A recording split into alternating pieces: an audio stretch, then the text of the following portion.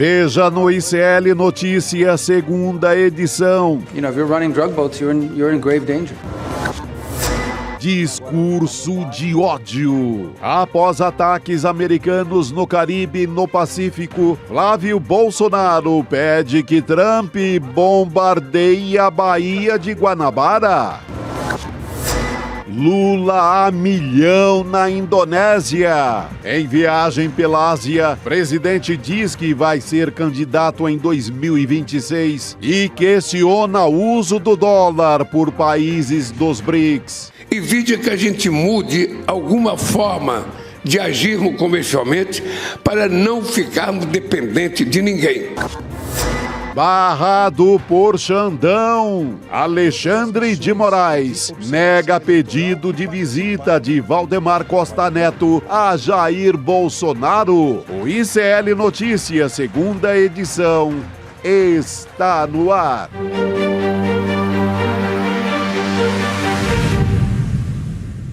Olá, boa tarde. Seja muito bem-vindo, seja muito bem-vinda. O ICL Notícias, segunda edição, está começando. Já estamos ao vivo nos nossos canais, no Instituto Conhecimento Liberta e Eduardo Moreira no YouTube, também no canal da Voz Trabalhadora. Boa tarde para você que nos ouve também pela Web Rádio São João, em Quixadá, no Ceará, e também na Rádio Cultural, na região da cidade de Torres, no Rio Grande do Sul. Quinta-feira, dia 23 de outubro de 2025, quase sexta-feira, mais ainda, tem parlamentar brasileiro tramando publicamente contra o Brasil. Boa tarde para você, Chico Sá. Boa tarde, Gabi. Boa tarde, audiência. Olha, e esse dizem que é o moderado da família. Imagina se fosse radical. É o mais mansinho, diz que é o mais institucional, que preza, que zela pela democracia. Se ele é isso tudo e está pedindo ataque ao próprio país, ataque à cidade que o elegeu. É inacreditável. Pelo amor de Deus. Parece mentira, mas a gente vai trazer todas as informações a respeito disso. Nesse momento, a gente tem informação sobre como está aquela história dos ataques dos Estados Unidos, que atacaram um segundo barco no Pacífico em menos de 24 horas. A gente tem imagens a respeito disso. Os bombardeios foram em águas internacionais, mas muito perto da Colômbia. E o secretário de Guerra, o Pete Hegseth, você está vendo as imagens aí na sua tela, publicou justamente essas imagens nas redes sociais do ataque e diz que essa ação foi autorizada pelo próprio presidente Donald Trump. E aí você vê o barquinho depois, ele em chamas, logo na sequência.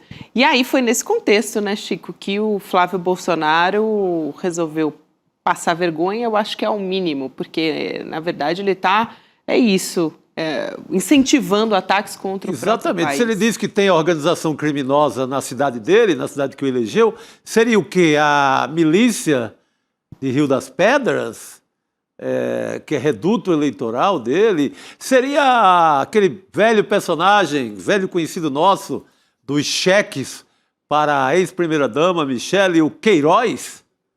Ele tem que dizer que organização criminosa é essa que ele quer que seja atacada pelas tropas do Donald Trump. Pois é, ele fez uma publicação nas redes sociais, compartilhando justamente essas imagens que a gente mostrou agora, do secretário de Guerra dos Estados Unidos.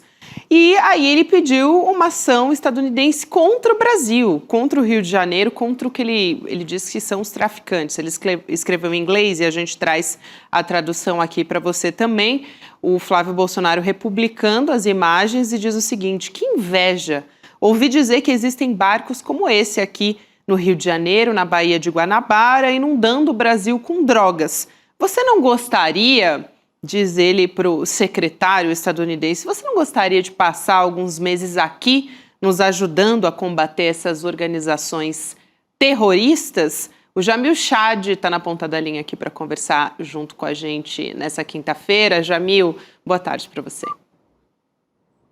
Boa tarde, Gabi. Boa tarde, Chico. Boa tarde a todos. Eles estão realmente competindo para saber quem vai ganhar o título do maior traidor, né? Da pátria, né? Porque é impressionante uma frase, algo como isso ser escrito. Essa é uma postagem, entre tantas, uma das postagens guardar para a história, para nós nos lembrarmos que houve um momento em que políticos eleitos no Brasil pediam a intervenção militar de um outro país, basicamente rompendo, violando qualquer princípio de soberania, qualquer princípio da independência, e, claro, colocando um país inteiro em risco. Ninguém aqui está apoiando grupos de narcotraficantes. Não temos entre nós nenhum apoiador do crime organizado, em absoluto. E eu oro por todos aqui. Agora, uma coisa é você lutar contra o narcotráfico, etc., com a sua própria polícia, eventualmente com uma cooperação internacional, por que não? Mas jamais ataque estrangeiro em território brasileiro. Lembrando, águas territoriais, o que seja. Lembrando que, no caso americano na Venezuela, no caso americano agora na Colômbia, nós não estamos vendo um ataque contra o narcotráfico. Essa é apenas a desculpa. Para algo muito mais sério, que, obviamente, tomar o controle daquele país, colocar, basicamente, um governo fantoche que, basicamente, vai atender aos interesses americanos. Imaginando, será que com essas postagens todas, eles estão se candidatando também para o Prêmio Nobel da Paz? Ou eu me perdi aqui na narrativa, Chico? Não, acho que a ideia é essa, viu? Tem mais um candidato, e agora da própria família ao Prêmio Nobel da Paz com essa ideia, né? É uma ideia que pode atingir, inclusive, o eleitorado dele. Não é? Você quer, sei lá, chegar... Não foi a primeira vez, o irmão, o Eduardo, pediu no Lago Paranoá. Eles querem... Daqui a pouco vai pedir no Tietê, nas barragens do Brasil inteiro, pelo amor de Deus. Ô Chico, eu fico pensando como o Flávio Bolsonaro e Jamil também, né? Ele acabou de ir para os Estados Unidos, segundo o que saiu na imprensa, que ele estava tentando acalmar o irmão, o Eduardo Bolsonaro. E o Eduardo tinha acabado de ter uma reunião. Aliás, ele disse que tinha tido uma reunião, no fim das contas não foi nem recebido pelo Marco Rubio, mas fez essa postagem, depois acaba ficando desmoralizado, justamente porque disseram o Marco Rubio não quis nem receber o Eduardo e o Paulo Figueiredo, e agora o Flávio Bolsonaro assume quase que uma ofensiva junto com o irmão Eduardo, que parece que está desmoralizado e também não está mais conseguindo articular sanções contra o Brasil, como tentava, né, andava fazendo nos últimos meses, desde que deixou de fazer o trabalho dele aqui como congressista também. E realmente é muito difícil a gente saber exatamente de que forma essa família tem reorganizado justamente esse lobby. Família, mas, obviamente, os cúmplices, Paulo Figueiredo, etc. Está todo mundo, claro, num compasso de espera, ver o que vai dar a reunião de domingo agora entre Donald Trump e Lula. Eu apostaria que não vai ser uma reunião conclusiva, nunca é uma reunião tão rápida que basicamente todos os temas vão ser superados, etc, etc. Não é esse o caso. Agora, ela certamente vai dar o tom, eu não diria dos próximos dias, ela vai dar o tom dos próximos meses da relação entre os dois países. E aí, claro, a gente vai talvez ter uma noção mais clara se Eduardo Bolsonaro, Paulo Figueiredo e companhia estão ainda mais escanteados ou se existe basicamente múltiplos canais de diálogo entre eles. Agora, só voltando ainda na questão do narcotráfico, do suposto ataque contra o narcotráfico, etc., o governo americano ele classificou mais de 10 organizações criminosas latino-americanas como grupos terroristas. E o Pete Hegseth, como vocês colocaram aí, o Pete Hegseth, que é o secretário da Guerra, ele fez ontem uma comparação entre esses grupos criminosos e a Al-Qaeda. Tá? Então, ele deixou muito claro que esses grupos são a Al-Qaeda do hemisfério. O que aconteceu com os terroristas no Oriente Médio? Eles foram alvos de ataques em terra, eles foram alvos basicamente, de uma invasão militar por parte dos Estados Unidos. Por quê? Porque quando você estabelece que aquele grupo é um grupo terrorista, pelo menos do ponto de vista americano, fica autorizado qualquer instrumento, qualquer ação para derrotar aquele grupo terrorista que ameaça a segurança dos Estados Unidos. Aí, todos os instrumentos militares, econômicos, financeiros, etc., estão à disposição para que sejam utilizados. Se no Brasil, eventualmente o governo, como por exemplo Tarcísio já me disse, Cláudio Castro já me disse, que são favoráveis a colocar o PCC e outros grupos como grupos criminosos, atendendo a sugestão de Donald Trump. Se isso acontecer, é aberta a porta para que não haja nenhum tipo de impedimento para uma ação militar no Brasil. Supostamente é contra o narcotráfico, ok? Ou é contra o PCC, ok? A minha pergunta desde quando o governo americano atua de uma forma pontual contra um grupo estrangeiro sem interferir diretamente no destino daquela nação? Então, não vamos ser ingênuos aqui. A questão não é o narcotráfico, a questão não é a saúde dos americanos, a questão é, obviamente, uma intervenção ou encontrar uma justificativa para uma intervenção militar. Antes, lá atrás, né, Chico, era o comunismo. Sim. Outros temas foram aparecendo ao longo dos anos. Hoje, eles encontraram outro escudo, outro argumento, é o narcotráfico. Então, insisto, ninguém aqui é apoiador de traficante, de grupo criminoso, não é nada disso. Agora, o que a gente não pode é cair nessa mentira, absoluta mentira, de que existe, então, um combate contra o narcotráfico, e isso envolve barcos militares americanos e navios de guerra e aviões em bombardeios. Muito bom. Não, há uma tese, Jamil e Gabi, ali no subsolo do bolsonarismo, de que não haverá eleição sem o Bolsonaro. Isso assim, eles soltam aqui e ali, os canais ali no esgoto mesmo bolsonarista, vez por outra, eles reacendem essa tese de que sem Bolsonaro não haverá eleição. Quem sabe estão apostando nessa invasão, digamos assim. Melar a eleição e melar a democracia mais uma vez. Só vejo nessa perspectiva, desse subsolo, dessa ideia do subsolo bolsonarista, de quem está apostando em melar a eleição do próximo ano. Eu não tenho nenhuma dúvida, porque qualquer tipo de intervenção militar, seja em águas territoriais, na Baía de Guanabara ou em qualquer lugar, desestabilizaria o país. Obviamente, a pergunta é onde estariam as Forças Armadas brasileiras nesse tema? Né? Elas estariam de que lado? Ou haveria um racha nas Forças Armadas com algum grupo dizendo, isso, na verdade, é uma grande ação militar americana para nos beneficiar? Enfim, não vamos ser ingênuos aqui, não é sobre o narcotráfico, é sobre um grupo que quer continuar no poder ou, na verdade, voltar ao poder. É disso que nós estamos falando, é disso que, obviamente, Flávio Bolsonaro está falando. Eu fico me perguntando, Chico, e as milícias? Elas ficariam de fora desse ataque? Bela pergunta. Ou não? Depende do poder paralelo, né? Se tem relação ou não com a família. Exatamente. Vai atacar as bases eleitorais do Flávio Bolsonaro? Essa é uma pergunta.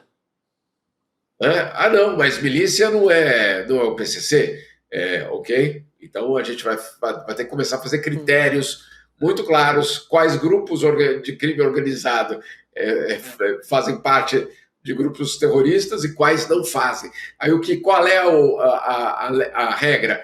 Quantos eles matam por dia? Quantos quilos de droga eles transportam por semana? Qual o território que eles controlam no Rio de Janeiro? Qual é o critério, então, para você definir quem é quem? Né? A gente sabe, não é segredo para ninguém, a dimensão que a milícia tem em vários territórios brasileiros, não só no Rio de Janeiro.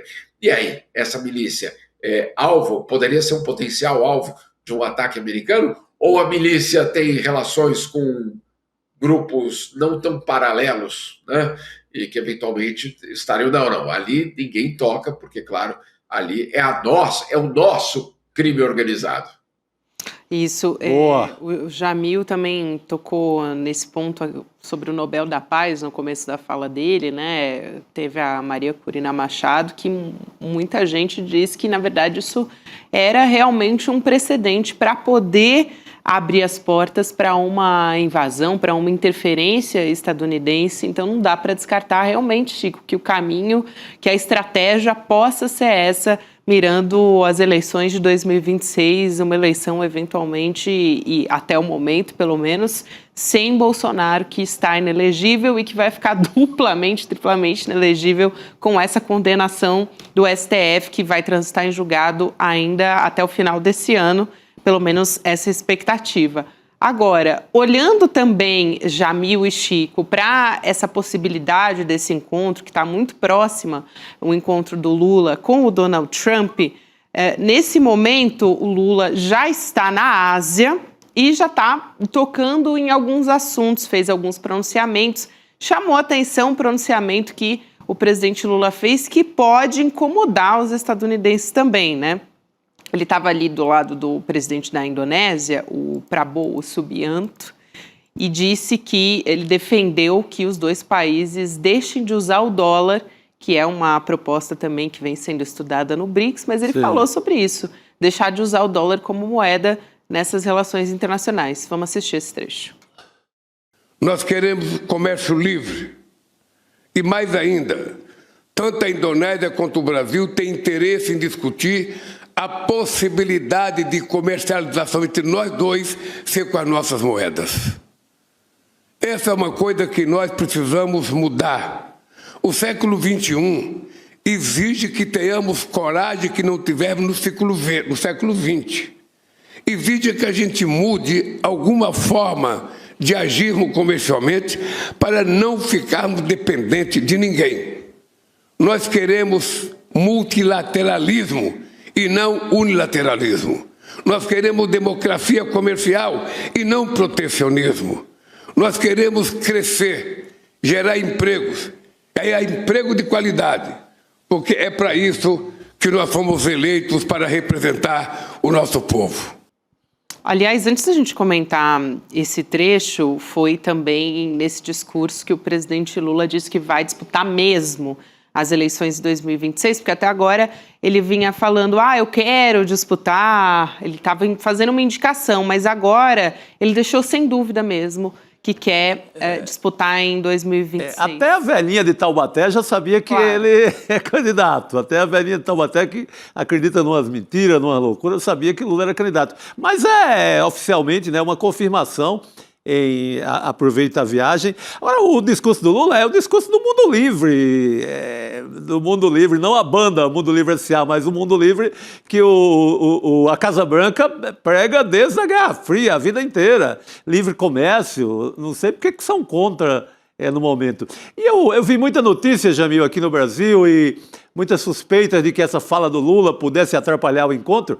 Gente, as diplomacias, o próprio Trump, todo mundo sabe o pensamento do Lula. Não é do dia para a noite que, vamos esquecer que Lula defende um livre comércio entre países sem o dólar. Não dá, o Trump não é ingênuo, ninguém é ingênuo para... o Lula vai deixar um dia de dizer isso, então tá tudo legal com o Trump. Isso não é o que vai atrapalhar, porque o Trump já sabe... não é, Jamil? Eu imagino que seja isso. Não, eu acho que às vezes a gente confunde, minimiza a inteligência das diplomacias estrangeiras, achando que basta o presidente Lula não tocar naquela frase que os outros do outro lado vão achar que então ele desistiu daquela pauta. Então, obviamente que não é assim que funciona, né? E, obviamente, esses temas continuam e todo mundo sabe qual a posição do presidente Lula. Você pode estar de acordo, você pode não estar de acordo. Agora, o presidente Lula tem sido extremamente coerente com relação a essa questão da moeda, né? Ele não está propondo a criação de uma outra moeda, não é isso. É simplesmente fazer o comércio nas moedas dos países respectivos. Ou seja, sem uma intermediação do dólar. Qual é o problema do dólar? O problema do dólar é que ela é uma moeda internacional, muito útil, sem dúvida nenhuma, mas ela é uma moeda nacional. Ou seja, o instrumento internacional que nós utilizamos, ela tem dono, ela tem basicamente uma população a ser atendida, ela tem interesse e ela é um instrumento de poder. Eu tenho escutado muito, Chico, Gabi, que não, mas é um absurdo, o Brasil não precisa disso, falar disso. Por que não? Por que não precisa falar disso? Por que a gente precisa estar sempre submetido a um regime criado por outros, né? E aí, obviamente, vamos voltar à questão da moeda, que ela é, os americanos, ela é um instrumento de controle do sistema financeiro internacional.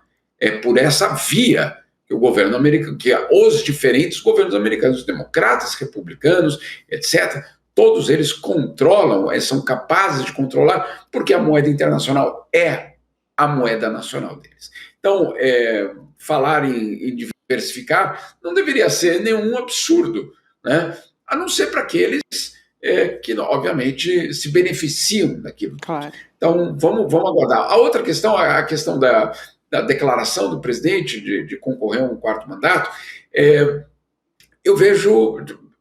tenho um pouco de dúvida, sinceramente. Eu acho que uma declaração dessa deveria ter sido feita ao eleitorado no Brasil. Mas, enfim, vamos tentar, então, entender por que ela não foi feita, por que ela foi feita nesse contexto. Uhum.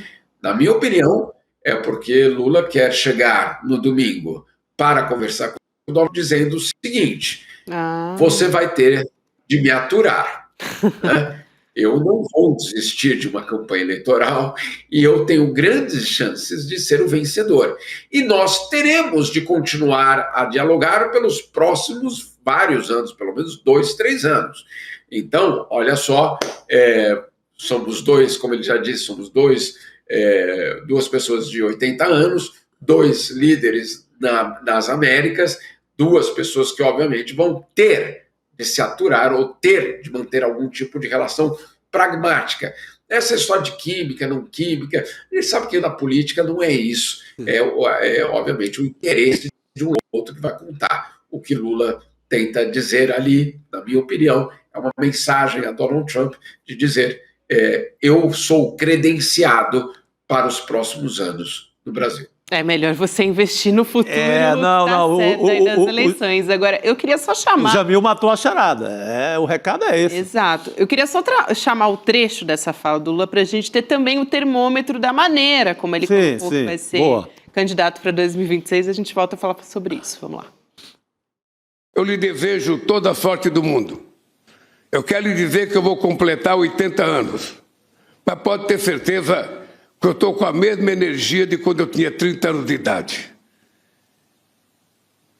E vou disputar um 4º mandato no Brasil. Aí, Chico, Você viu o companheiro da Indonésia aí deu uma vibradinha ali no braço e tal. Tá na torcida, né? É isso que ele quis demonstrar. Eu acho que o Jamil fez a leitura corretíssima. Olha, nós somos adultos, governamos países importantes e vamos estar em várias rodadas de conversa ao longo dos próximos 4 anos, 5, 6. Então, vamos começar como adulto, né? Não venha com palhaçada, com pegadinha para cima de mim, que a gente precisa ter uma conversa séria. Perfeito. Exatamente. Lembrando que... Deus me livre, mas enfim, isso pode obviamente acontecer nos Estados Unidos. O próprio Steve Bannon deu uma entrevista recentemente para o Economist, está nas redes sociais, inclusive ele dizendo que haverá um 3º mandato de Donald Trump, que haverá um drible na Constituição americana. Ele anunciou isso, basicamente. Então, se a gente imaginar que existe essa intenção, pelo menos nos Estados Unidos, e do outro lado tem a intenção legal, constitucional da parte do presidente Lula, quer dizer, obviamente, que esses 2 líderes vão se reunir e vão basicamente se encontrar em muitas cúpulas no futuro próximo. Mesmo que Trump não tenha mais um mandato, né? Só de cúpula da ONU, de Assembleia Geral e trombada no corredor, vai ter muita história para contar. Muito bom. Muito bom, Jamil. Eu acho muito boa essa avaliação, porque eu vi muita manchete também na imprensa dizendo o escorregão do Lula antes do encontro com o Trump. Calma, gente, o encontro nem aconteceu ainda. Já tem várias sinalizações que mostram que é uma estratégia política. Enfim, historicamente, o presidente Lula tem uma estratégia política e uma maneira de agir, né, com o seu Itamaraty muito consolidada.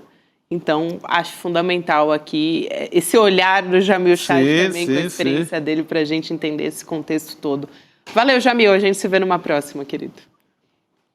Obrigado. Boa quinta para vocês. Perdão, boa semana aqui para vocês todos aí. Eu acho que amanhã ainda a gente se vê. Oba! Valeu, meu caro. Fica então a expectativa para a gente conversar com o Jamil Chad amanhã também, porque o assunto internacional está quentíssimo aqui no Brasil. As águas internacionais estão pegando fogo. Especialmente nesse final de semana, né, Meu Deus do céu. Expectativa altíssima. Vamos chamar o Rodrigo Viana para conversar com a gente, porque há muito, o Rodrigo, o que se falar nessa quinta-feira, né? Ô, Gabi, ainda no cenário internacional, notícia que saiu agora há pouquinho, o Trump disse que prevê uma incursão terrestre em breve para combater o que ele chama de cartéis de narcotráfico.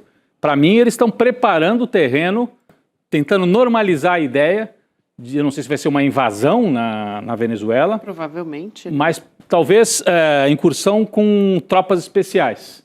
Que é essa outra informação que tem, de que tropas especiais que foram usadas no Iraque, informação que está agora nas agências internacionais, foram usadas, por exemplo, no Iraque. Iraque 2? Pois é.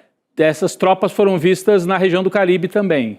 Grupos de helicópteros que voam, fazem voo noturno, fazem incursões noturnas e que poderiam fazer uma incursão na Venezuela. Então, a conversa de adultos, Lula a Trump, ótimo. Mas só que antes disso, talvez, ou até ao mesmo tempo quase, a gente pode ter uma interferência sem precedentes dos Estados Unidos, interferência militar, algo perigosíssimo e que gera instabilidade aqui no nosso continente. Isso vai avançando e o Trump vai tornando isso quase que, sabe, ele fala uma vez, fala a segunda, fala a terceira, quase que vai naturalizando. E eu fiquei pensando também nesta fala que a gente diz amalucado do Flávio Bolsonaro. E parece, né? É. Só que assim, eles não são malucos, né? Não são. Eles agem com método, parece maluco. Então, será que já tem informação de que vai avançar ainda mais essa estratégia? Porque a Colômbia está no alvo direto, já tem mortes no Pacífico ali. Colômbia, Venezuela, né? Então, olha... E saiu no Washington Post também que o Trump estava instruindo a CIA a tomar medidas para destituir o Maduro, Para destituir o Maduro. derrubada do Nicolás Maduro na Venezuela. E aí ele considera o Maduro um líder de narcotráfico sem prova nenhuma, assim como diziam que o Saddam Hussein tinha armas em destruição em massa, né? Você pode ter a crítica que você quiser ao Maduro. Agora, sair e dizer, não, é um líder de grupo de narcotráfico, aí eles vão colocar tropas especiais e invadem o Miraflores, que é o palácio lá em Caracas, eu já tive lá, né? Olha, a Venezuela tem uma, assim, o chavismo é forte, tem organização, né? Vai ser um pandemônio. O Maduro já falou até em mísseis que estão prontos, está tudo pronto, tem convocado a população, não vai ser algo legal, né? E eu acho que essa fala do Flávio Bolsonaro, ele foi aos Estados Unidos e a gente achava, foi aos Estados Unidos para acalmar o Dudu. Sim. Só que em vez dele acalmar o Eduardo é que radicalizou o Flávio. O Flávio volta ao Brasil e faz uma afirmação dessa, de que podia bombardear, você falou bem, vai bombardear as organizações milicianas do Queiroz, de Rio das Pedras, onde vai ser, né? Mas parece uma coisa malucada, mas eu acho que é assim, olha... Ajudem a disseminar essa ideia de que tem que intervir mesmo, que a América Latina está perdida, que só com ataque militar para impedir o narcotráfico vai normalizando essa ideia. E essa tese, assim, que é também mais uma coisa que a gente julga como uma malucada, a tese do bolsonarismo ali no esgoto do esgoto, de que não haverá eleição sem o Bolsonaro, ela casa muito com essa história de invasão na América Latina. Sim, sim. Então é bom ficar muito de olho nessa gente toda. Eles são capazes de armar isso. Né? O Eduardo Bolsonaro já falou com todas as letras. Se precisar, fazemos terra arrasada. Sim. Até porque a terra arrasada, olhando também para o que os Estados Unidos estão fazendo nesse momento, eles estavam só ali na região do Caribe, agindo muito intensamente ali, agora também estão no Pacífico. já bombardearam duas embarcações, dizendo que, né, sempre com essa justificativa de tráfico internacional de drogas, e ainda é somado a essas operações secretas da CIA em território venezuelano. Então, houve uma intensificação muito grande nos últimos dias, sem contar aquela troca pública contra o Gustavo Petro, que tem falado também em defesa da soberania da América Latina e da própria Venezuela. Né? Eu vou só trazer que eu falei assim. Então, por exemplo, manchete no G1. Né? Grupamento... Peraí, deixa eu trazer aqui, que agora saiu aqui. Mas era essa ideia de que... Aqui, ó. Tropa que atuou na morte de Bin Laden é vista perto da Venezuela. Então, não é um grupo que atuou no Iraque, mas que atuou no cerco do Bin Laden, que foi no Afeganistão. A unidade surgiu nos anos 80 e participou de operações complexas, incluindo a chamada Guerra ao Terror. Maduro é classificado como narcoterrorista. Então, as agências internacionais começam a trazer essa ideia de grupamentos armados que já atuaram no Oriente Médio, se aproximando aqui da Venezuela e do Caribe. Aliás, vem ainda uma professora especialista em relações internacionais, a Denilde Roshacker, que vai falar justamente a respeito disso com a gente daqui a pouco. Perfeito. Também, trazendo um olhar de analista para a gente continuar essa Muito conversa. bom. Vamos dar uma olhada aqui também, Rodrigo, a gente vai continuar falando a respeito desse assunto, mas olhando para o Brasil. Vamos lá. Ontem a gente trouxe a informação a respeito da entrega do acórdão, né, do Supremo Tribunal Federal, que condena o Jair Bolsonaro e os demais réus ali que foram condenados já do núcleo crucial. A gente tem informação também, né, do ministro do Supremo Tribunal Federal, Alexandre de Moraes, negando um pedido do ex-presidente Jair Bolsonaro que estava querendo receber a visita do presidente do PL, o Valdemar Costa Neto, que é o principal aliado dele no sentido de olhar para as eleições de 2026. Ele que traça todas essas articulações junto com a família Bolsonaro. O Bolsonaro está em prisão domiciliar, então estava pedindo essas visitas frequentes do Valdemar Costa Neto, que é presidente do partido em que ele faz parte, né? Que ele faz parte. E nessa terça, a gente teve o STF também pedindo a reabertura da investigação contra o Valdemar por envolvimento na tentativa de golpe de Estado. Então, quando o Moraes ele nega essa visita, ele traz esse argumento que o ex-presidente, o Bolsonaro, está proibido de manter relações, conversas com os demais réus que estão sendo investigados ou já condenados na trama golpista. Então, os aliados ali do Bolsonaro, eles estão temendo o impacto que isso pode ter já para as eleições de 2026, porque é justamente por isso, né? Não é para tomar café, para comer bolo que o Bolsonaro recebeu o Valdemar. Está virando um comitê de 2026. Teve até festa de 15 anos já, né? Não, e o Valdemar estava lá todo dia, transferiu praticamente a sede do PL para a casa do Bolsonaro. Que prisão é essa? É verdade. Não tem castigo nenhum? Prisão é para restringir alguma coisa. Essa não. Tem até festa de pijama. É liberado tudo? Qual o castigo nisso? Não, e nesse caso, né, Chico, já tem um precedente. Quando o Valdemar era investigado pela PF, antes da... Porque foi assim, né? O Valdemar foi indiciado pela Polícia Federal junto com os outros investigados todos. Ele foi indiciado. O procurador Gonê que resolveu não denunciar, tirou o Valdemar da lista na reta final. Quando ele estava só indiciado e investigado pela PF, o Valdemar não podia encontrar com o Bolsonaro, lembra? E quando um subia no carro de som, o outro não podia estar naqueles Foi quando comícios. a PGR decidiu não denunciar o Valdemar, que ele voltou a poder ter essa relação. Aí quando ele saiu da lista de denunciados, aí puderam voltar a se encontrar. Só que agora o Xandão mandou e a primeira turma aprovou a ideia de investigar de novo o Valdemar, e faz todo sentido, né? Foi ele que encomendou aquele estudo para o Instituto Voto Legal para questionar as urnas. Então, não pode. É um réu condenado às portas da prisão e um outro investigado que pode também ir para a prisão. O que é? Formação de quadrilha? Não pode, entendeu? Aliás, é um movimento interessante, né, Chico? Porque partiu da defesa do investigado ali, que no fim das contas foi condenado também, né? O Carlos Moretson Rocha. Rocha, do Instituto Voto Legal, porque foi justamente a defesa dele que trouxe essa justificativa e o STF inclui, então, novamente o Valdemar Costa Neto entre os investigados, os suspeitos. Não dá para tirá-lo de todo o cenário do crime, como o Paulo Gonet fez, né? Talvez como um cálculo político. Não estou brigando com tanta gente nesse momento, vou tirar o Valdemar aqui. Acho que foi isso. Tirar a parte do Centrão, que vai ficar mais leve para o meu enfrentamento. Tiraram o Ibanez também. Tiraram o Ibanez também, governador do DF, que também está metido até o pescoço na trama golpista. Ele quem libera geral para o 8 de janeiro. Exatamente. Mas o Gonet ali, dá para entender um cálculo político, né? Não vou brigar com essa turma toda de uma vez só, não. Vamos tirar os políticos e vai ficar mais fácil enfrentar essa gente. Aí nisso o Valdemar, que negocia, que dá o dinheiro, que é do balcão que faz todo o contrato lá com o pessoal do voto legal, fica de fora, estranhamente de fora.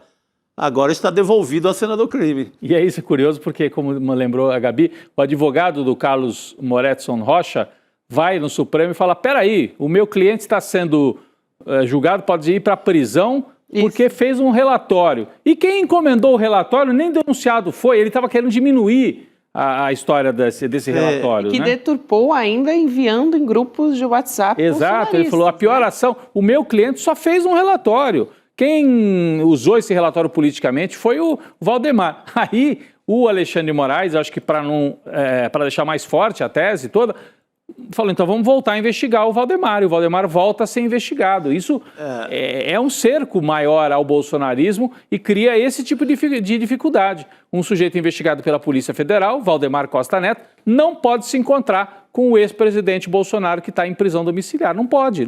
Isso é a regra da justiça. Não é contra eles, é qualquer um que estiver nessa situação, né, Gabi? É isso, Rodrigo.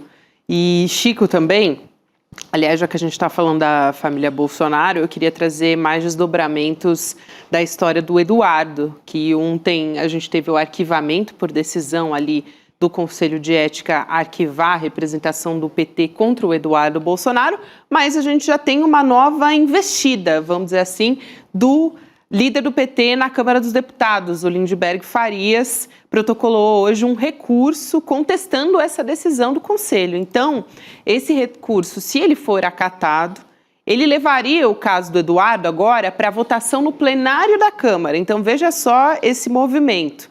Não tem prazo ainda para isso acontecer, né, para o tema ser pautado, mas isso depende da decisão até do presidente da Câmara, também dos deputados, Hugo Mota. A pressão ali poderia servir para colocar esse assunto em pauta. O Lindbergh, ele deu uma justificativa, ele pegou a decisão ali do relator, o delegado Marcelo Freitas, do União Brasil. A gente até trouxe um vídeo dele ontem, dando uma justificativa esdrúxula, né? Sim, dizendo, mas já teve um outro parlamentar que fez um vídeo pedindo pela democracia. Fez uma explicação técnica, supostamente técnica. Uma coisa assim, absurda.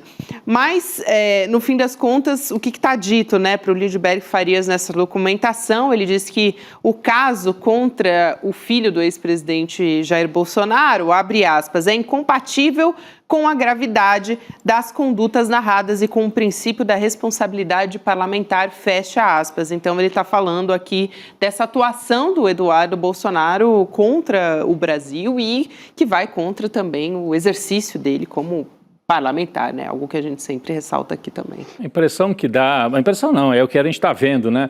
O bolsonarismo está jogando na redução de danos. Então, tentar adiar a prisão do Jair o quanto puder, vão usar todos os recursos e vão tentar adiar para dezembro, quem sabe deixar para janeiro.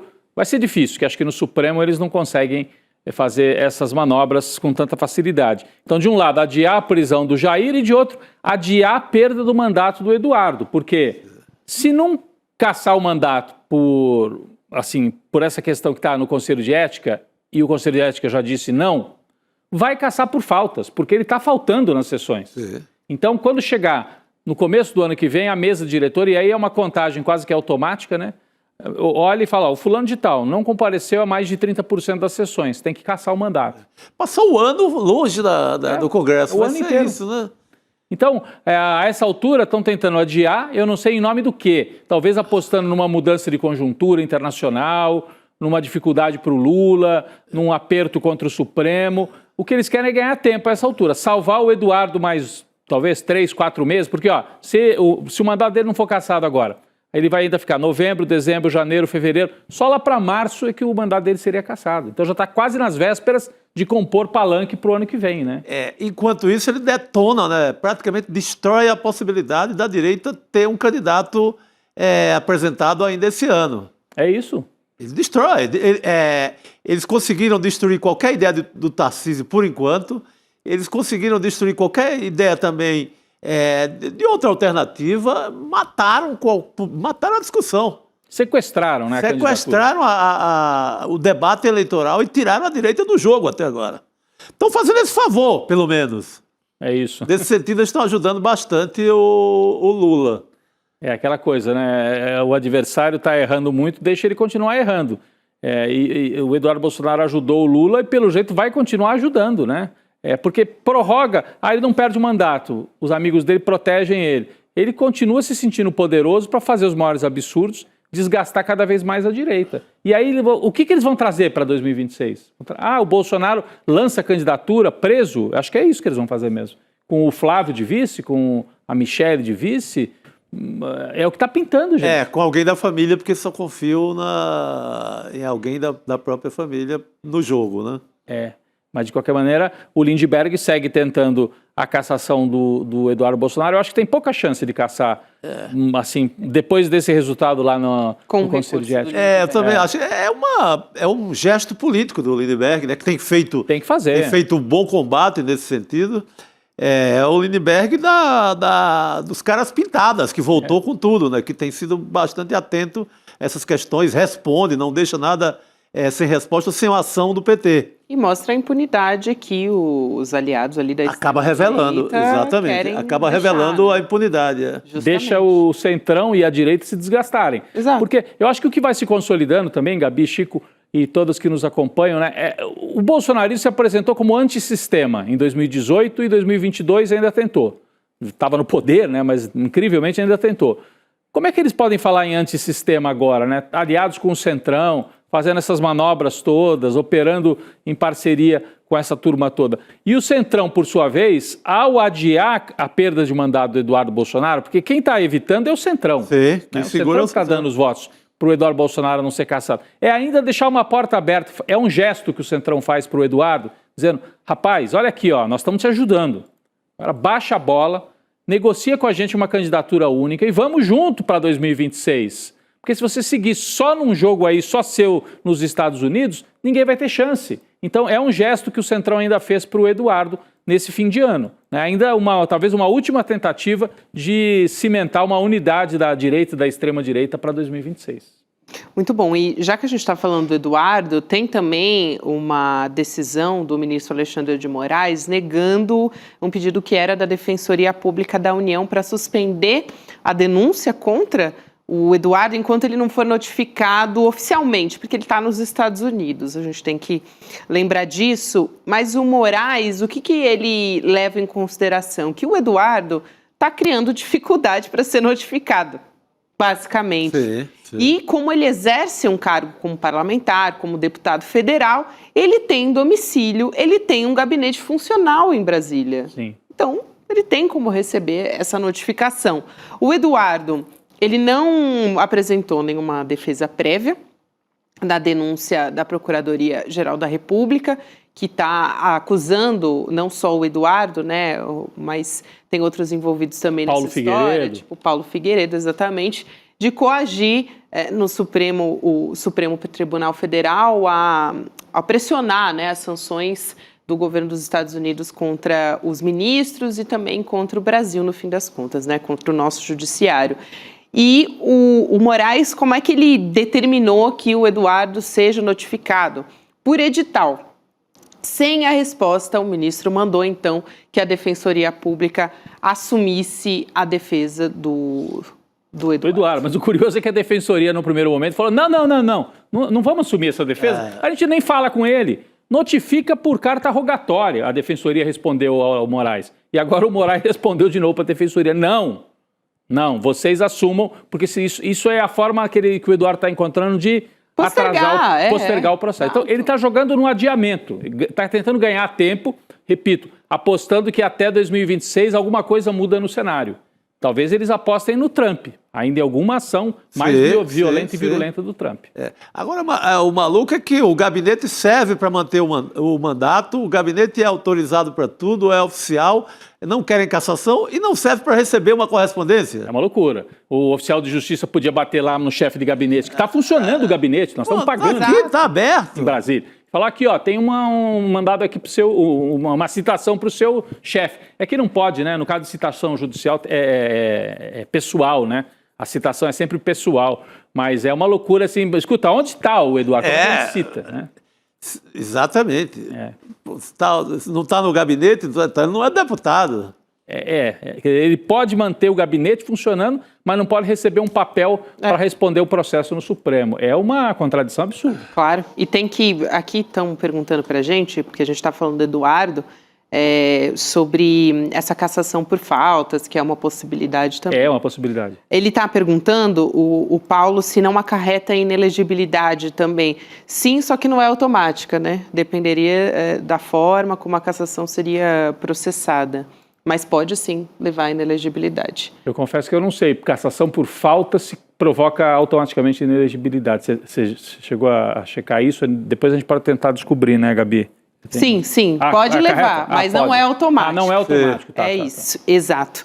Rodrigo, antes da gente seguir, a gente tem mais questões relacionadas a isso que a gente vai trazer aqui, ainda falando sobre tentativas da extrema-direita de salvar o ex-presidente Jair Bolsonaro. A gente falou sobre a questão da inelegibilidade e tal, tem no STF, que o Fux, né, pode ou não levar ali para a segunda turma. Tem questão da anistia também, que é uma investida dos aliados do Bolsonaro. Mas antes disso, eu queria lembrar que a gente vai ter uma aula aqui com o professor Gessé Souza, a grande mentira do capitalismo. Então, convidar aqui a nossa audiência que nos acompanha para garantir a vaga nessa aula que é gratuita, que justamente o Gessé vai falar sobre como o sistema iludiu os trabalhadores, transformando os trabalhadores, os cidadãos, em consumidores. Então você pode ir em icln2.com.br, essa aula vai ser na semana que vem, quinta-feira que vem, dia 30 de outubro, 8 horas da noite. Então vale a pena acompanhar, tem tudo a ver aqui com as discussões que a gente tem sempre aqui no ICL. A grande mentira do capitalismo com o Gessé Souza, muito bom. É isso. Então, eu prometi aqui falar sobre a anistia, que é mais uma dessas investidas da extrema-direita, numa ação aí para tentar salvar o Jair Bolsonaro de tudo quanto é maneira, né? O deputado Paulinho da Força agora está dizendo, gente, que está arrependido de ter assumido a relatoria do projeto de anistia, Chico Sá. Você acredita? Caramba, a gente sabia que era uma coisa meio facesca, né? Ali era uma história que começa com Aécio, Michel Temer e Paulinho da Força. A gente sabe que é meio facesco, mas eu não sabia que ia caber arrependimento logo depois, porque essa turma não costuma se arrepender de muita coisa. Tá, o Temer aí até hoje não se arrepende de reforma trabalhista, não se arrepende da reforma da Previdência, não se arrepende de ter legalizado as betes, não se arrepende de nada. E agora o Paulinho está dizendo que se arrepende porque ele conseguiu desagradar os dois lados, né? Porque não tem consenso, né? Não tem. A extrema-direita, o bolsonarismo, diz não queremos esse modelo do Paulinho. Porque o Paulinho, o que era a história? Diminuir as penas dos crimes cometidos por essa turma do 8 de janeiro e também pelo Bolsonaro. E com isso diminuir o tempo de prisão. Aí os bolsonaristas dizem, não, pra gente é anistia total ou nada. Aí ele não tem os votos dos 120 bolsonaristas. Aí a turma mais à esquerda diz, não, a gente não quer anistiar, essa turma tem que pagar pelo que fez. Sobraria a turma do Centrão, mas o Centrão não quer se queimar, porque ficou uma pauta queimada. E ainda tem a questão de chegar ali no Supremo e ser barrada. E o Supremo barrar. Você vai comprar uma briga perdida com o Supremo? Então o Paulinho ficou sozinho nisso. Acho que convenceram ele, porque ele estava no ostracismo, né, o Paulinho? Não, essa aqui é a grande pauta para você se relançar na política. Era uma cartada, né, para se eleger no próximo ano, se reeleger, né? E pelo jeito foi um tiro até um desgaste, vai ter que arrumar voto em outro lugar. É isso aí. Gente, então o negócio ficou, assim, chato até pro Paulinho agora, para ele vir dizer, né, que tá arrependido. Realmente não foi um barco, foi um barco furado que ele resolveu apostar, né? Total. Canoa furada, Rodrigo.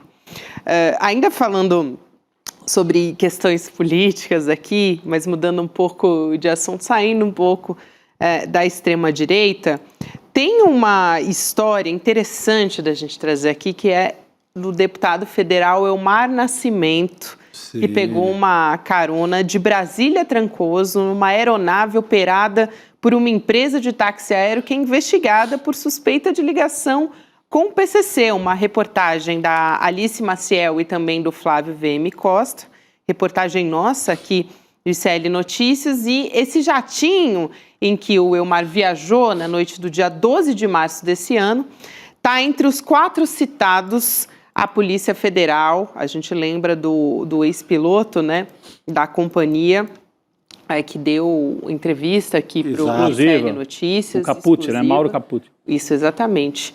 E com pertences, né, assim, essas aeronaves, segundo a apuração também do ICL Notícias, segundo o depoimento do piloto, essas aeronaves seriam do presidente do União Brasil, né, o Antônio Rueda. Então, o jatinho que o Elmar viajou nesse dia 12 de março, está entre esses que seriam do Rueda. É uma viagem para a Bahia, né? Lá para a terra dele. Olha, esses aviõezinhos, eles decifram muita coisa da política brasileira e também do crime, né? Esse avião, a própria ANAC, a Alice contou hoje aqui no N1. No N1. Não é que a própria ANAC vai querer saber de quem é, aí não, a TAP, que é a Transportes Aéreos de Piracicaba, diz que não é dela, o Rueda também não assume. Daqui a pouco eu vou pegar um aviãozinho desse para ir lá para o Ceará, porque ninguém é dono nessa hora. Mas você não é do União Brasil, né, Chico? Eu não tenho esse cacife partidário. Você não está no União Brasil. Mas de quem é isso aí, afinal? É mais um indício, né? É mais um indício do que afirmou o piloto aqui com exclusividade algumas semanas atrás para o ICL, e agora a gente tem esse desdobramento envolvendo um outro parlamentar, nesse caso parlamentar da Bahia, né? Que, segundo o relatório da ANAC, ele é amigo do proprietário da aeronave. Aí você pega a história do Elmar, já lembra daquelas caixas cheias de dinheiro que jogaram na varanda lá no interior da Bahia. Era de uma o primo dele, aí. o primo dele. Aí você junta com o Rueda também, que é chegado no mundo das emendas. Aí você lembra que na PEC da bandidagem, o item que brilhava ali de neon, escrito a neon, era um que reservava também a imunidade aos presidentes de partidos, no caso beneficiando o Rueda. Gente, junta esse suco de Brasil todo e bota umas emendas no meio, meu Deus do céu, fica feia a coisa, né? É isso.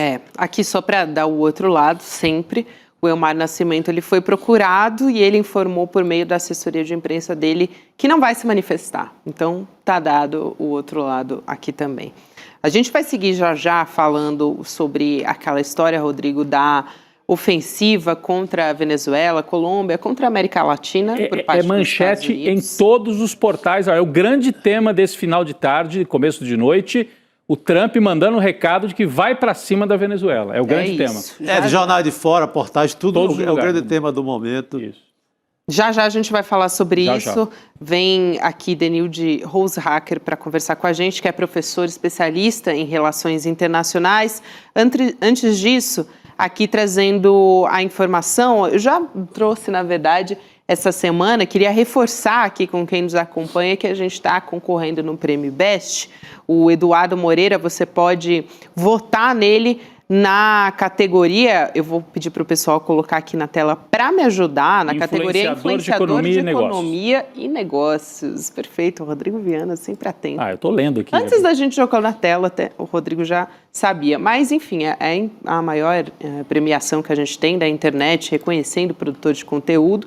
O Edu também faz muito conteúdo nas redes, né, para informar a respeito da economia, da política também, então já ganhou até 2 vezes nessa categoria. Sim, agora vai ser tricampeão. É isso aí, tricampeonato. Em busca do tri. Eu já votei, já fiz a minha parte. Vai lá, então, quem não votou ainda em edu1.com.br/ibest, a nossa comunidade com certeza vai estar votando em peso. A gente conhece muito bem aqui quem nos acompanha, né? É isso. Então, você pode apontar o QR Code para a tela também para poder votar.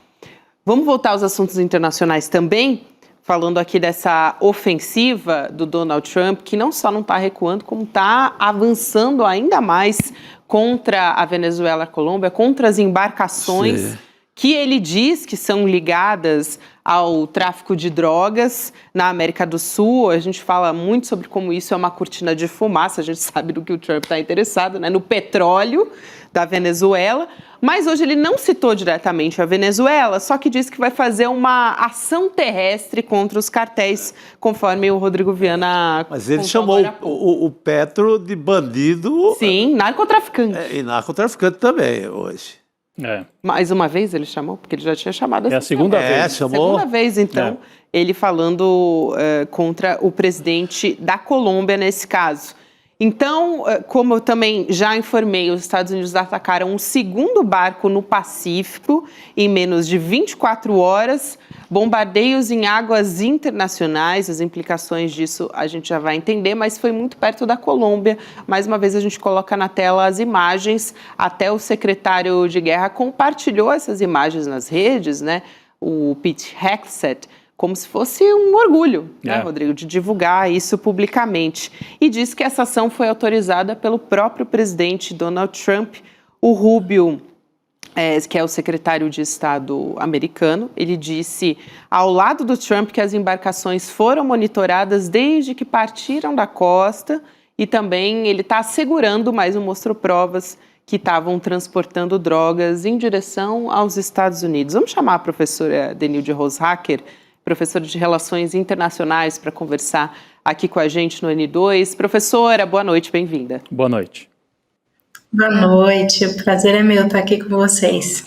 Professora, a gente trouxe todas essas informações para mostrar a ampliação, né, a escalada dessa tensão dos Estados Unidos contra a Venezuela. Além dessas informações, tem aquela questão da CIA também, do Trump instruindo a CIA a tomar medidas que podem derrubar o Maduro na Venezuela, segundo a reportagem do Washington Post.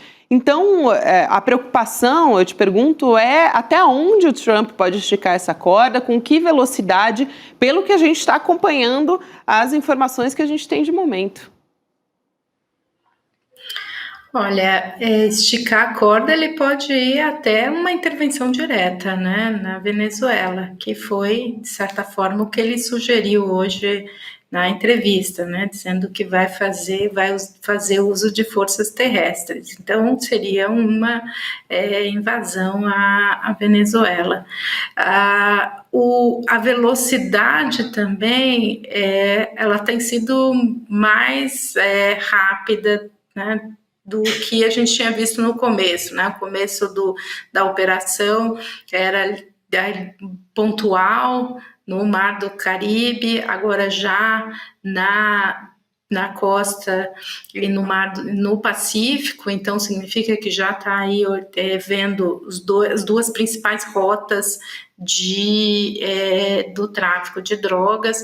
Então existe aí uma série de informações de o aumento da presença dos militares americanos na base de Porto Rico, que é a base que dá suporte a essas ações, também deslocamento de armamentos, destroyers, mísseis. Então, tudo indica que, de fato, não só pela velocidade, mas pelo montante de recursos que estão sendo deslocados para as ações de combate ao narcotráfico, ou pelo menos alegados nesse primeiro momento ao narcotráfico, indica que é uma ação de fato de maior presença militar e até de intervenção. Então acho que a sensação, mas também a percepção à medida que vai ocorrendo é que o Trump não está blefando em dizer que vai fazer algum ataque na Venezuela. Que tipo de ataque, qual tipo de intervenção, acho que isso sim tem muitas incertezas e ainda muita fumaça e muita coisa que não está sendo dita, mas quando a gente olha em termos de movimentação, sim, é bastante preocupante o cenário. Professora, eu falei agora há pouco de um pronunciamento do Marco Rubio, o secretário de Estado americano, que estava ao lado do Donald Trump fazendo uma declaração sobre essas embarcações. A gente tem o trecho dessa fala e a gente vai transmitir aqui também e volta a conversar. Vamos lá. In this particular case, there are people traveling on international waters headed towards the United States with hostilities in mind, which includes flooding our country with dangerous, deadly drugs. And they're going to be stopped. And that's what's happening. And in the case last week, you saw there was a submarine. It was a submarine. It was a submersible. That's a drug boat all the way through. We know what these boats are. The president just said it. We track them from the very beginning. We know who's on them, who they are, where they're coming from, what they have on them. If you're running drug boats, you're in grave danger. Bom, na fala do Marco Rubio, ele dizendo que são, né, afirmando categoricamente que são barcos de drogas, mas não apresenta nenhuma prova disso, né? E dizendo que se as pessoas querem, né, parar de ver os barcos explodindo também, ele diz que elas têm que parar de enviar drogas para os Estados Unidos. Agora a gente podia falar o contrário, né? Podia fazer programas para diminuir o consumo, né? Porque só existe o tráfico porque existe consumo. O maior mercado consumidor, o maior mercado consumidor do mundo. Mas, professora, eu só queria voltar aqui e lembrar de dois fatos, né? Assim como o Marco Rubio fala, olha, podemos garantir que eram narcotraficantes. Os Estados Unidos já atacaram o Iraque, a gente lembra, né? Com a afirmação também assim categórica de que o Saddam Hussein tinha armas de destruição em massa. O Tony Blair da Inglaterra encampou isso. Invadiram, não acharam arma nenhuma, mas o Saddam Hussein foi deposto e enforcado. E o Iraque quase que se desintegrou depois dessa invasão. E eu estou pensando nessa história de que o Trump está normalizando a ideia de uma intervenção terrestre na Venezuela e me lembrando, Gabi, Chico, professora, que os Estados Unidos já fizeram isso no Panamá, com o Noriega. O presidente Manuel Noriega, nos anos 80, foi acusado do quê? De ser comandante do narcotráfico. Os mariners, as tropas especiais dos Estados Unidos, invadiram, mas não ficaram lá. Pegaram o Noriega, prenderam e levaram para os Estados Unidos. Me parece que assim, já tem precedente. Os Estados Unidos fazem como se estivessem em casa aqui na América Latina e já fizeram no Iraque, como eu lembrei aqui. Mas no caso do Noriega, exatamente com a mesma justificativa. Tirar, né, capturar o Noriega e retirá-lo do poder. E levaram para os Estados Unidos e o prenderam lá. E ele morreu muitos anos depois. Então, será que eles estão preparando uma entrada que não seria uma invasão propriamente, mas uma incursão de tropas especiais para tentar desestabilizar, de repente até sequestrar ou assassinar Nicolás Maduro, professora? Olha, Rodrigo, é um cenário, né? Esse é um cenário também possível, né, de atuação. Uma ação americana de terrestre tem muitas implicações do ponto de vista de capacidade de mobilização, a gente tem um cenário na Venezuela com milícias, né? Você teria um cenário até, usando aí a sua referência ao Iraque, que poderia ser não nas mesmas proporções, mas também de muita dificuldade de atuação da posição do exército e das forças militares americanas. E por isso também o alto comando, não o secretário de defesa, né, o secretário da guerra agora, mas o alto comando militar tem sido muito cauteloso em falar de uma intervenção direta, porque sabe todas as implicações de estar num território que tem várias dificuldades. O que a gente pode assumir é que as ações do Trump, quando elas começaram mais efetivamente contra a Venezuela, claramente para pressionar o regime Maduro e para pressionar uma mudança dentro da Venezuela. É o que a gente chama de ações de mudança de regime. Então, esse é um objetivo, e não é um objetivo que eles deixam escondido em nenhuma das declarações. O Marco Rubio já disse em N entrevistas, em N fóruns, de que a derrubada e a mudança do regime do Maduro é um objetivo estratégico para os Estados Unidos.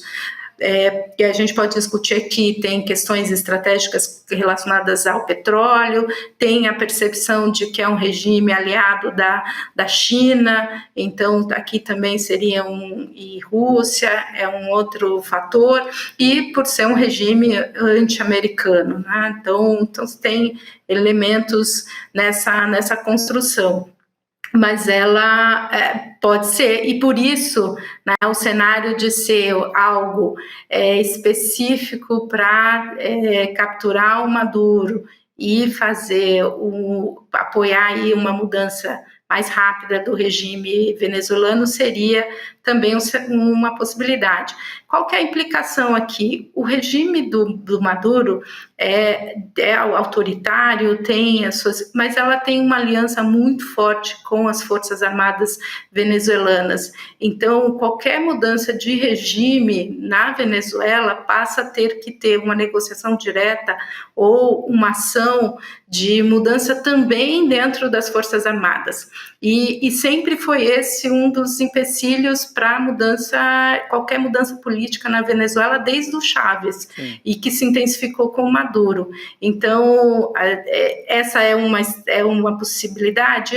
Mas ela não levaria a um objetivo, provavelmente, de mudança do regime, porque as Forças Armadas continuariam sendo aí a força de estabilização dentro da Venezuela, e qualquer ação americana levaria também a uma posição dos militares venezuelanos. E a gente viu hoje uma declaração de um dos militares venezuelanos nesse sentido.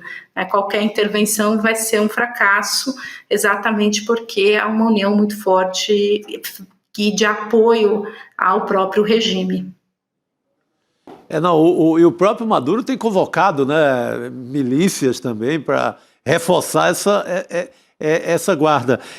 Mas, professora, eu queria conversar um pouco sobre o papel da Maria Corina, a nova Prêmio Nobel da Paz. Ela também tem feito muito essa propaganda sobre a derrubada do regime Maduro, né?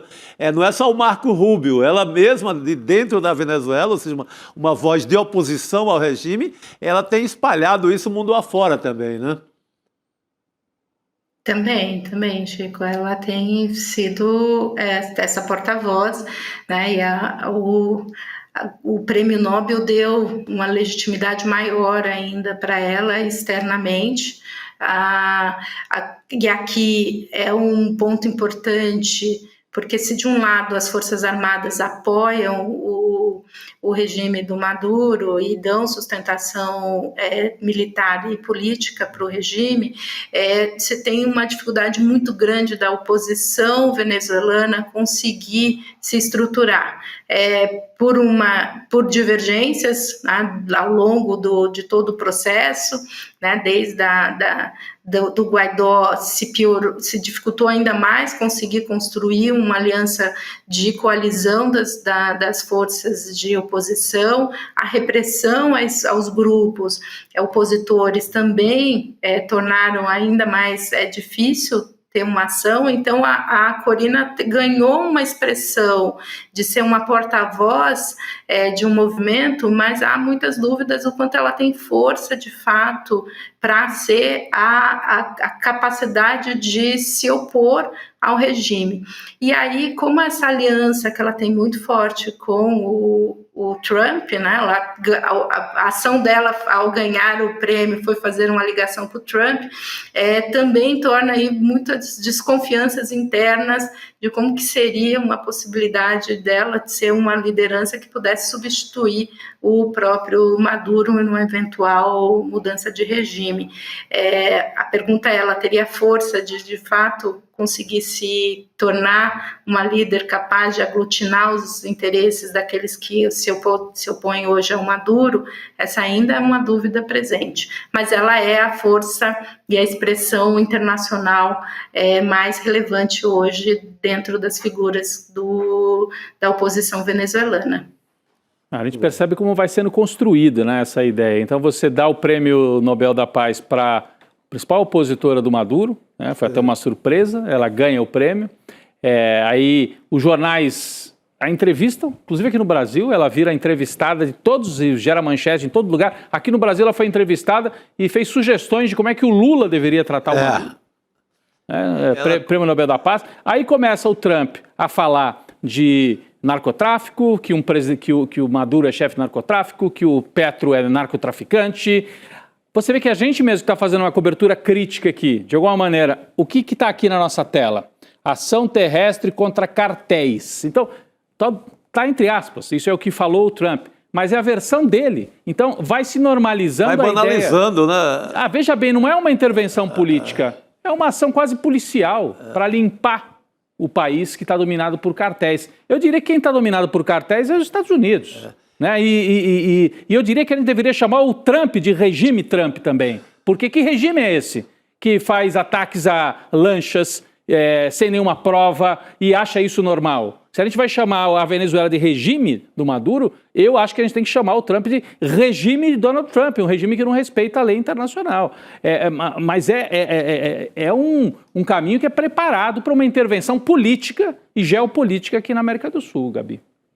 Rodrigo, acho que a gente tem muito a falar ainda sobre essa questão internacional. A gente também já ressaltou sobre os Estados Unidos enviarem lá para o Caribe esses helicópteros, né, do grupo do exército que capturou e matou também o Osama Bin Laden, e como a reportagem do Washington Post também revelou que essas aeronaves, né, da unidade Night Stalkers, elas foram flagradas num exercício de treinamento muito ali nas proximidades da costa venezuelana. Então, isso chama muito atenção também e a gente vai voltar a falar sobre isso. Mas eu queria aproveitar também a presença da professora aqui para falar sobre os preços do petróleo subindo, né? Subindo 5% hoje, depois que os Estados Unidos eles impuseram sanções aos principais fornecedores russos em resposta à guerra na Ucrânia. Então, essa medida, ela ampliou os ganhos da sessão anterior, marcou a primeira ação do governo Trump contra Moscou. Aliás, a gente viu muita manchete hoje mostrando um vai e vem ali do Trump e do Putin, né? Teve uma coletiva de imprensa em que o Putin disse que essa decisão do Trump é uma tentativa de pressionar a Rússia, mas que nenhum país que se respeite faz algo sob pressão e que tudo isso não vai afetar a economia russa. E também o ex-presidente russo, o Dmitry Medvedev, eu sempre tenho dificuldade de falar o sobrenome do ex-presidente da Rússia, que ele é conselheiro, na verdade, do Putin, né? Ele disse que o governo estadunidense entrou de vez no caminho da guerra. Eu queria entender um pouco essas idas e vindas, professora, dos Estados Unidos batendo de frente com Moscou, que tem sido, pelo menos na história recente, né, olhando para a história recente, uma espécie de aliado. Enfim, quanto que isso pode mexer nesse jogo, aí, nesse tabuleiro dessa guerra entre Rússia e Ucrânia? Olha, Natália, mexe bastante, né? Acho que aqui a gente tem uma lógica de ampliação aí do embate entre o Trump e o Putin.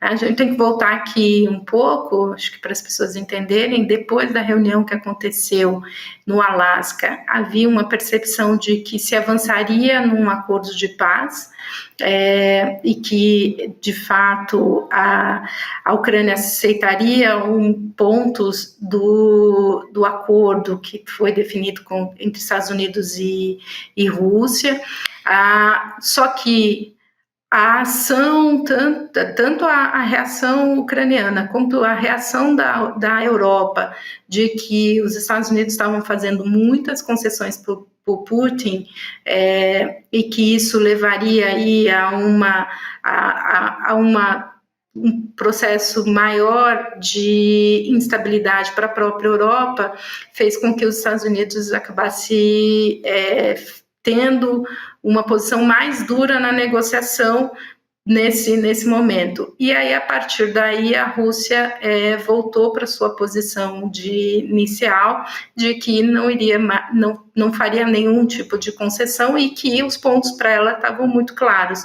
Então a gente viu essas últimas semanas, tanto as posições americanas pressionando por uma questão também relacionada à própria Ucrânia e os interesses europeus, e a Rússia definindo e o Putin definindo aí a sua posição de não ceder e não aceitar nenhum tipo de concessão que envolve questão dos territórios. As questões continuam as mesmas, né? A questão dos territórios já conquistados, a não entrada da Ucrânia no guarda-chuva da OTAN, as questões relacionadas à mudança também uma mudança de regime no caso da Ucrânia, né, que é voltar a ter eleições.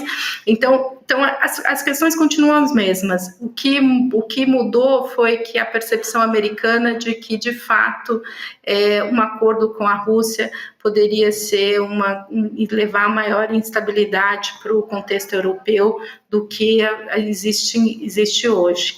Com relação ao petróleo, aí a medida ela tem dois fatores, porque você tem toda a discussão sobre a Venezuela, então isso também, a Venezuela faz parte da OPEP, então isso sempre, qualquer instabilidade na Venezuela, por mais que a Venezuela tenha perdido espaços na exploração de petróleo, mas isso afeta a questão da definição do abastecimento de petróleo no mundo, e com as pressões agora as novas sanções também afetaram a perspectiva de como isso vai ficar para o jogo estratégico e como isso afeta também o petróleo.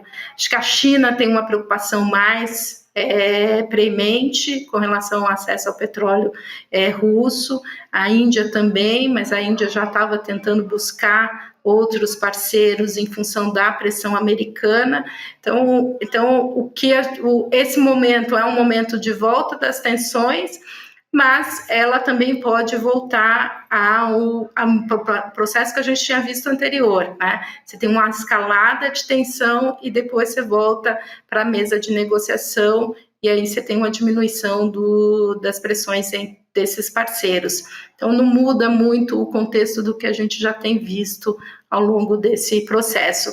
Qual é a grande questão? É que a gente tem outras questões acontecendo no mundo, que podem, que a gente chama policrises, outras crises que essas sim acabam juntas com essa da Ucrânia, ampliando e gerando mais instabilidade mundial.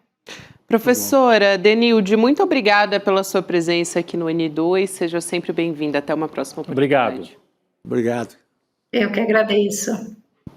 A gente continua por aqui no Série Notícias trazendo outras informações. Acabou de sair uma reportagem, Rodrigo Viana, apuração do nosso querido Kleber Lourenço, de que o presidente da Câmara, Hugo Motta, vai colocar em pauta, olha só, um projeto que corta isenções fiscais consideradas excessivas, são as bolsas milionário, sabe? As bolsas milionário.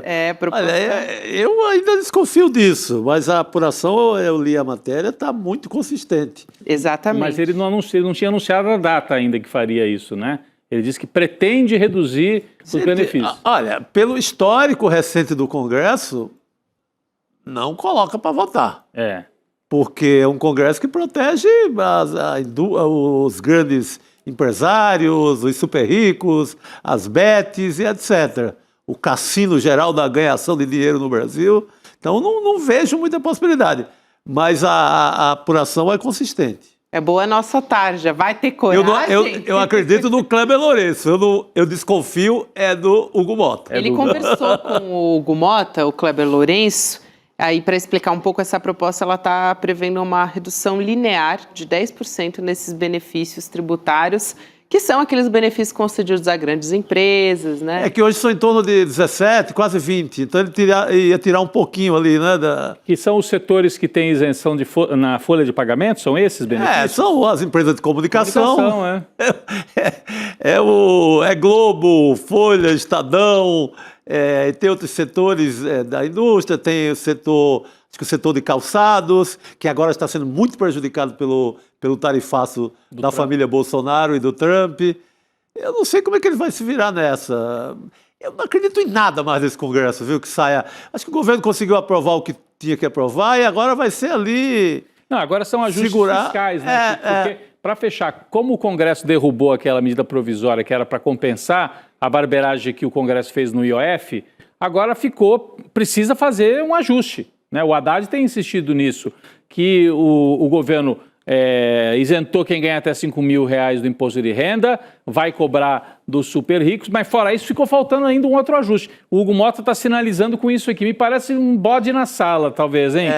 Olha, pessoal da comunicação, milionários, se vocês não me ajudarem aí a achar uma alternativa, eu vou ter que ir para cima de vocês. Acho que ele lança isso aí para sentir a temperatura do... Balão de ensaio, né? Para ver a temperatura do mercado. Tem também, eles estão malucos porque vai ter que cortar alguma coisa de emendas. Emenda parlamentar. Tá a maior tremedeira lá no Congresso, porque eles não vivem sem emenda, né? Eles começam a delirar, ver bicho na parede.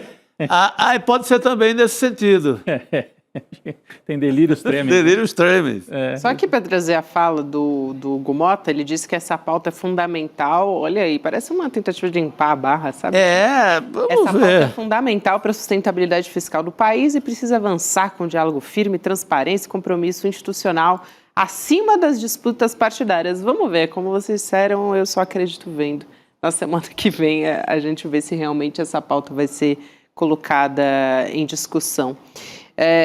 Gente, não sei se vocês ainda querem comentar esse assunto, eu queria comentar aqui sobre a estreia do nosso documentário original do ICL, que vai ser daqui a pouquinho, então para você que está nos acompanhando ainda dá tempo de entrar em icl.com.br/Herzog para garantir a presença, quase que a cadeira ali na nossa sessão de cinema do documentário Memória, do Vladimir Herzog. O nome do nosso documentário original ICL é Herzog, o crime que abalou a ditadura, justamente por ele ser esse símbolo, e está completando agora 50 anos essa semana. No final de semana a gente tem os 50 anos do assassinato do jornalista Vladimir Herzog pelas mãos da ditadura militar. Então, o original do ICL, que a gente estreia agora às 7 horas da noite, e logo depois da estreia do documentário você pode ouvir o podcast também, que é uma ação conjunta, vamos dizer assim, um especial, né? O podcast ele vai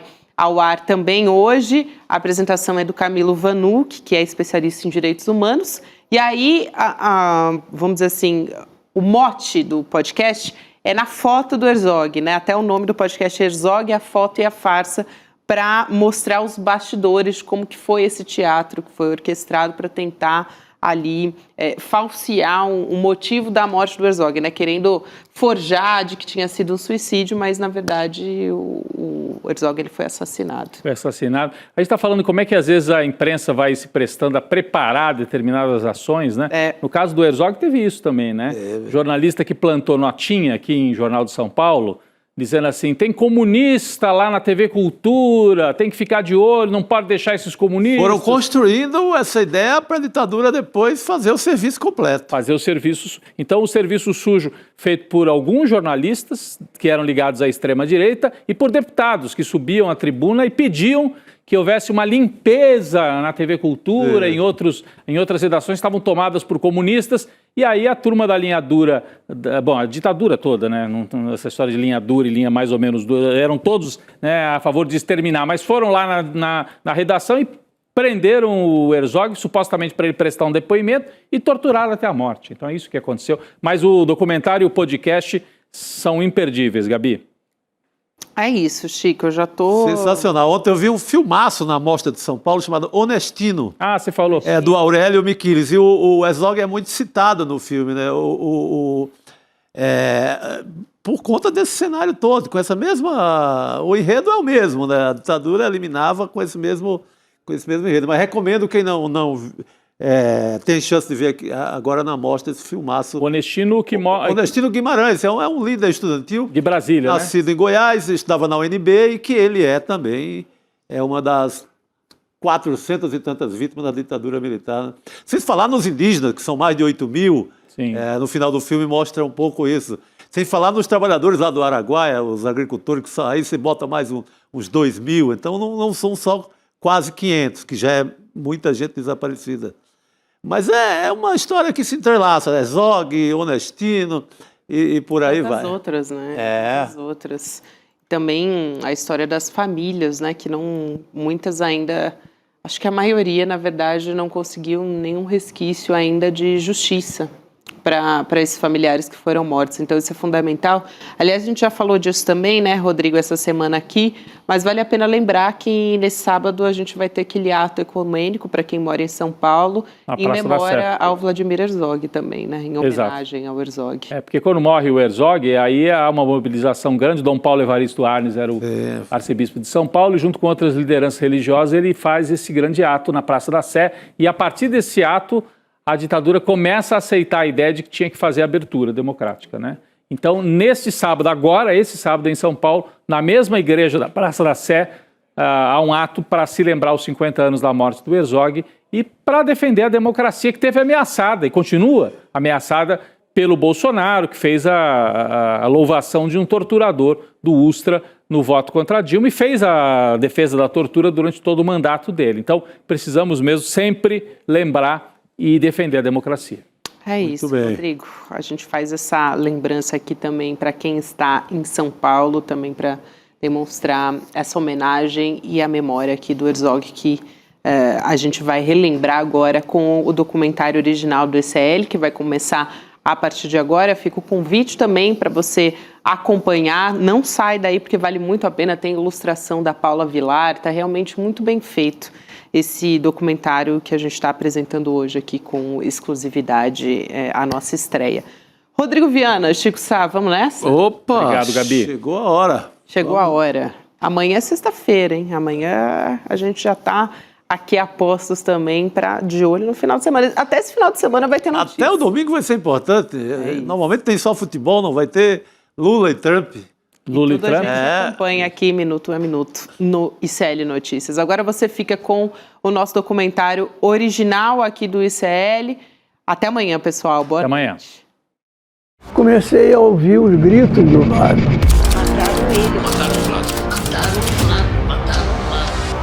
Foi uma revolta muito grande, que ninguém esperava a morte do Vlado. A morte dele chegou no momento que o copo estava cheio e a morte dele fez transbordar esse copo. Foi o despertar da consciência nacional contra o horror da ditadura militar.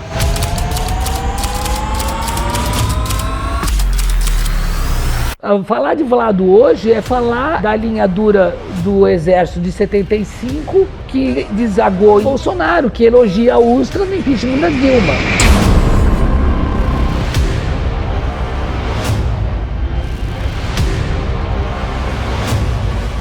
Nós estamos aqui por ele, pelo que ele significava, pelo que ele sonhava.